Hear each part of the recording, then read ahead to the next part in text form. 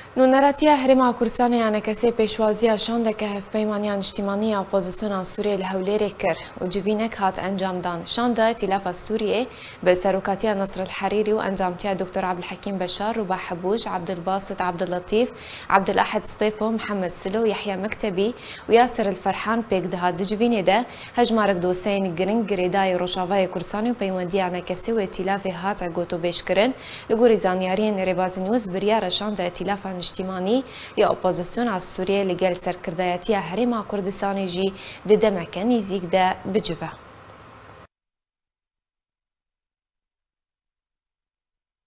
ودور الإقليم في الثورة السورية كان دور كبير جدا سواء على مستوى دعم مطالب الشعب السوري واستضافة اللاجئين والوقوف إلى جانب الثورة سياسيا والعلاقات الوثيقة الموجودة بيننا وبينهم في شتى القطاعات، وما يخرج منا هو علاقة وثيقة عضوية مع شركائنا إخوتنا الأكراد اللي هم جزء من نسيج المجتمع السوري. عشنا مع بعض وناضلنا مع بعض وبذلنا الدماء مع بعض في هذه الثورة، فبالتالي نؤمن بحقوقهم كاملة بما فيها حقهم بتدريس اللغة. بدنا نناقش الوضع السياسي عموما،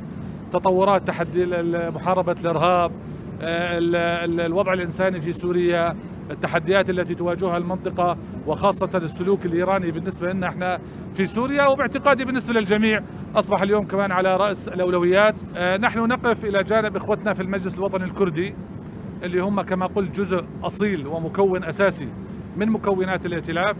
في المطالب التي يطلبونها، واللي هي تمثل تقريبا مطالب عموم السوريين تجاه أي تنظيم نواجهه خارج عن الأجندة الوطنية السورية. جميعا نريد دولة مدنية ديمقراطية تعددية يستطيع فيها كل إنسان أن يعبر عن وجهة نظره بحرية بدون تدخل أجهزة الجيش والأمن، يذهب إلى صندوق الاقتراع بحرية دون ضغط ودون إكراه ودون لا يقتل بسبب رأيه السياسي ولا يعتقل بسبب رأيه السياسي. دولة فيها مواطنة